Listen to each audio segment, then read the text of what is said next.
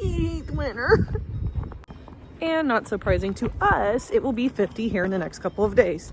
We're just getting a nice blast of winter to remind us what season we're in. Thank you, Mother Nature. I could never forget. I mean, like, just look.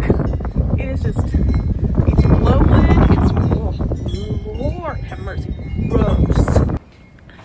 But tucked away in the barn, we have Tehila and Chikorita, and it's time for their bottle.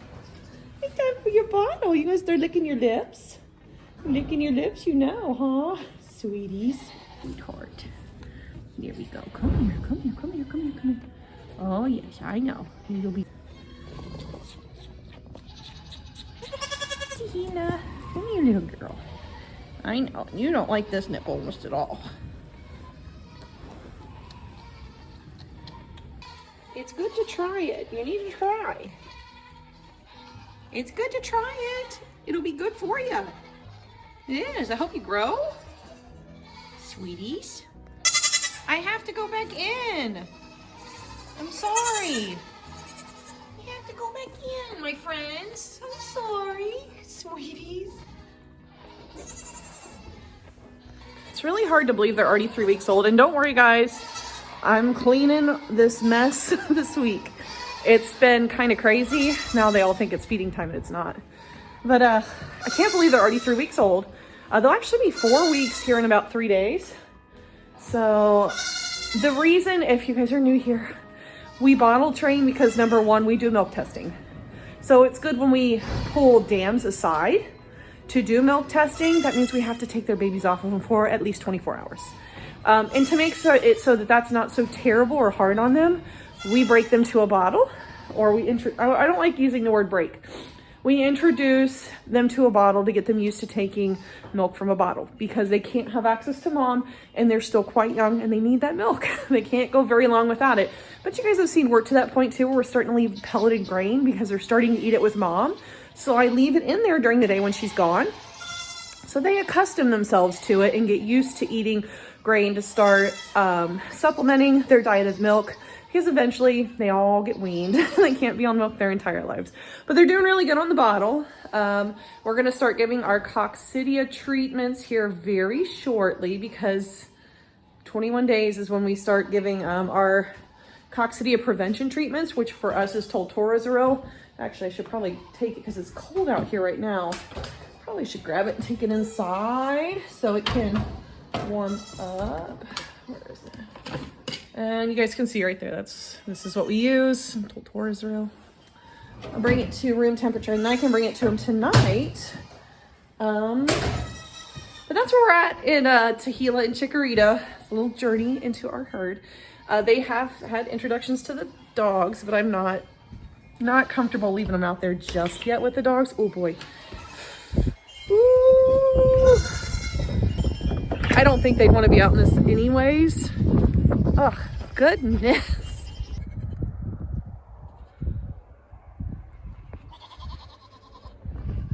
What have you been working on, dude? That project that we've been wanting to do for a while. Years in the making. Needed the ambition and monies to get all the lumber. Did my nagging have anything to do with it? No, it never does. It's on camera, right? Is that because I don't nag? Yeah. Is this video proof that I don't nag? Yeah. But the only problem is I got the floor done early and you can see they've been using the floor as a toilet. It's like a sloppy dance floor. Oh, a sloppy dance floor. Boy, you have a way with words, sir. Yeah. This is probably what, 3 years in the making, because it was 2020 when we started this. That's kind of insane. Well, it's 2024 now, so technically this is a 4-year project. So we first started with the fence. We put in our in-ground garden, or our raised garden. You can tell the posts still sit here. We're getting there. But this is a big deal, guys. It is January 1st, 2024. My barn is clean. I've sanitized everything. Hopefully we're going to get answers back on our necropsy on Margie. But this is a win for me today. Oh, it feels like 2023 kind of went out kicking me in the gut. Kind of came in kicking me in the gut with willow dying and everything, but you know, that's farm life. But this is exciting because this is another piece of infrastructure. And while some might say, why would you build something this large for a duck house? Because it's 12 feet deep, and I can't remember how far. Is it 12 feet deep? Yeah, 12 feet deep, and I can't remember how far it is across. With a rolling door, a slatted roof. You guys will see it when it's all done. This is, like I said, it's taken years. But the ducks just have never been at the forefront of our to-do list, and we've finally gotten some other things squared away where we have time now in the winter months when we are not kidding, we are not growing, we are not canning, we are not showing, we are not doing any of the things that usually keep us very busy in the springtime. Winter is usually when we do our infrastructure, mostly because Mark runs like a furnace. He's hot all the time. Yeah, he's hot. I'm his wife. I can say that he's hot, but his body temperature runs a lot higher than mine. So it's actually more comfortable for him to do these types of projects in the wintertime. And it doubles because we're not doing a whole lot out here. It's maintenance, just making sure everybody's fed, watered, doing lots of health checks on our girls as they gestate. So wintertime, while a lot of people think farmers and homesteaders get the whole winter off, it's a lot of time for us to dream. And also to start like those infrastructure projects that we normally do not have time for when it comes to springtime growing season. So it's important that we utilize the time we have now in January until about March to get some of these things done.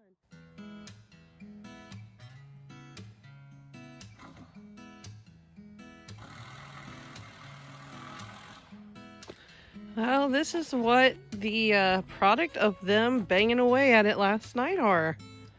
That is pretty stinking awesome.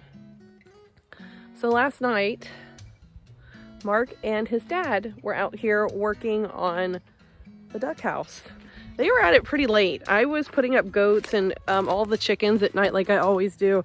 And they were just lights on, impact wrenches a-going. And they really stayed at it last night, hammered it out.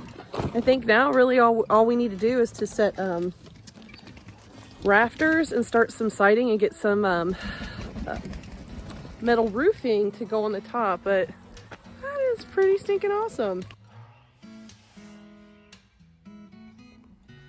So we did get the results back on the necropsy that was performed on our sweet little Margie at Purdue University, and they did confirm that we were dealing with listeriosis. I had a good long talk with my vet about how this impacts my herd going forward, if it impacts the way that I have to handle my kids this year, selling stock, all of the above. And the only thing that she had told me was that it could take a month or two for this to cycle completely out of my herd from what she was reading in specific research journals, so that I probably shouldn't sell any type of adults that were maybe pregnant. And by the time the kids get here in March, then we shouldn't have any issues with listeriosis hanging on from prior contamination. We did tell her that we had gone through and we did a deep cleaning of our barn, removing all of the spent and wasted hay. We took it to a completely isolated compost pile outside of our pen so that our goats did not have access to it. We did a bleach of the walls and a light bleach solution on the ground, followed by lots of lime, deep barn lime, pine shavings, and then straw, and that everything that was communal down to the salt blocks were either removed or sanitized so that we didn't have to worry about any type of bacteria lingering on those surfaces. So while we have the peace of mind knowing that the test came back confirming that it was listeriosis, our diagnosis was correct, our treatment and our approach was correct, it's just that we didn't have the best outcome, which isn't a surprise with how aggressive listeriosis can be. I am so happy that we at least know what we were up against, and we're not left in a guessing game waiting to see if this happens again, and that we're taking all the necessary precautions to keep our herd of Nigerian dwarf goats happy, healthy, and alive.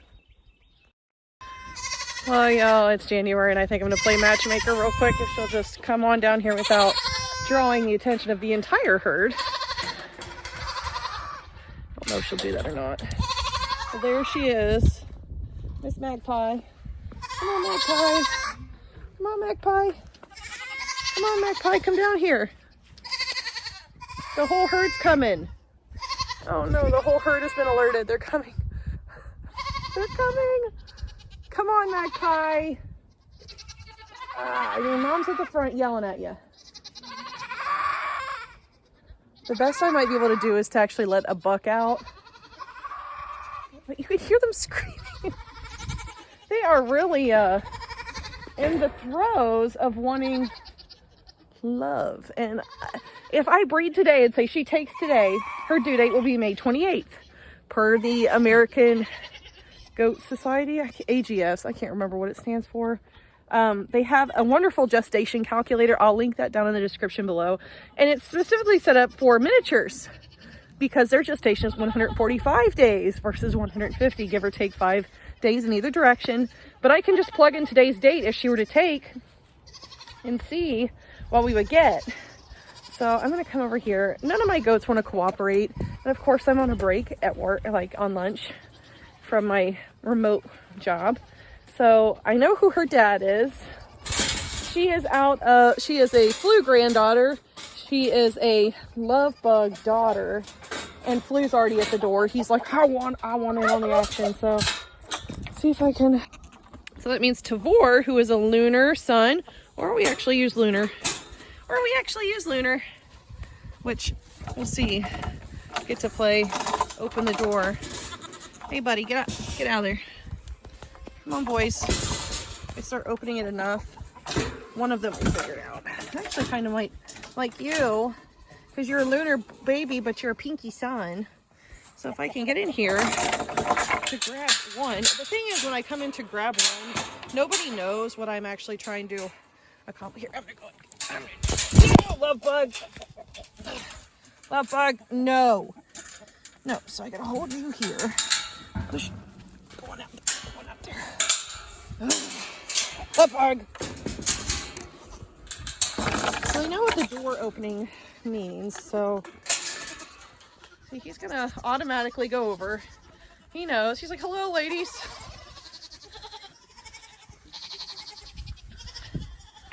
So I might be able to run him up along the fence. And there's the lady. There's the sweet lady I want. And you can tell she has the wagging tail. There's discharge. You also are in heat, but you are too little. You gonna scream more? I'm sorry, Tear. That's Tiramisu. That is Bess's daughter. Hi. You want to go down this way? Here, maybe I can just herd you the opposite way. You gonna let me? Yeah, I gotta herd you back this way. Okay, go on up that way. Can you go back that way? See if she'll follow you. See if she'll follow you. You're going the wrong way. You're going the wrong way. Applying cologne. Good, nice, but she's over here. If I come in there, will you let me catch you? If I come in there, will you let me catch you? Maybe. Goodness, Rapunzel's got the itch. Hi, sweetie. Will you let me catch you? Yeah, here's your boy. He's coming back. Oh, there he is. There he is.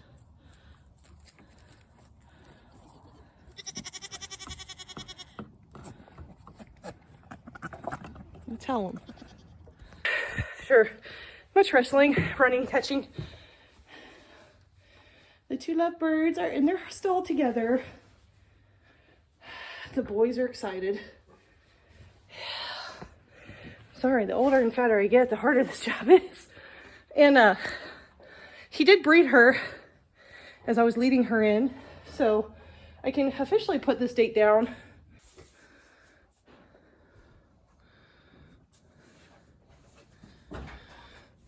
Oh, budding romance. I really like Tavor. Really love his dam. He's got a really nice high arch, which means his kids, if he passes that trait on, should have a nice high arch in the back for a nice high udder. At least that's what genetics would say. When you breed any goat, whether they're both good or both bad, you still roll a genetic dice. You might get a great animal, you might get the short end of the stick genetically. And Miss Magpie here is a Rapunzel granddaughter. She has a lot of width, as you can see how she's standing. She is a nice white doe. And Rapunzel did appraise as an 87 this year as like a 7-year-old. So I am excited to see what this will do. She's a love bug granddaughter, and she knows the dogs. She loves the dogs.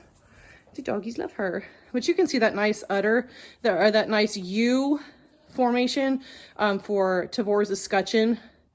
I would love to see that high of an arch on my doe kids out of this pairing if I get them. Hi, sweeties. Not to mention Pinky has a really nice smooth fore udder. And actually Magpie's mother, Skids, had a really nice tightly attached udder this year. So I'm excited about this. All right, guys, I'm gonna leave you to it. So I'm probably only gonna leave those guys paired for a couple hours today, and then I'll separate. And I'll mark this on the calendar. I'll watch for a short cycle, because that's actually been kind of a thing here this year. And what I mean by a short cycle is normally when a doe comes into her heat cycle, she comes into estrus, a standing heat, where she's willing to accept the advances of a buck. It's usually around 18 to 21 days after that, that if she didn't catch, meaning that the sperm did not fertilize her egg to create a baby goat, that she will cycle yet again. So she'll be back down there like she was today, screaming her little head off, wanting to have a boyfriend. But if she short cycles, that means in about 5 to 8 days, she might cycle again, which means she probably didn't catch. Now, there have been actually a high percentage of my short cyclers caught the first time. I just don't know if they were hussies and they wanted to be back with a buck yet or not. But I'll go ahead and write down her date. I'll separate them later, and I guess we're kidding all the way out until almost June now, because I have no self-control. All right, Rapunzel's baby, Aurora, or AKA Rory. She's in a screaming heat.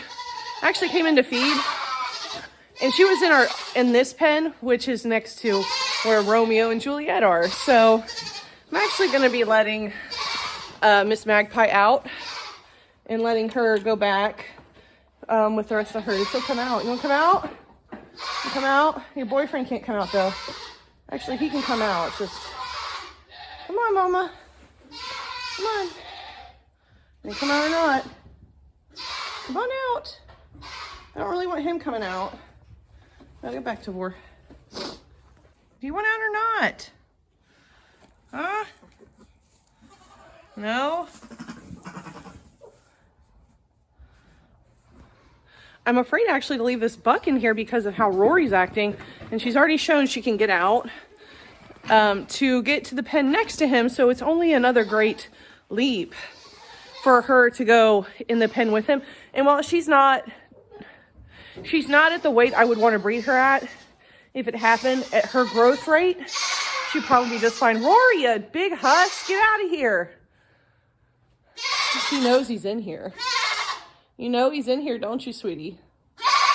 Yeah, she knows. So I think I'm going to have to go ahead and part these lovers and remove temptation. Just because I don't want to have I guess I don't think I do. No, I want to show her this year. I want to show her as a dry doe kid.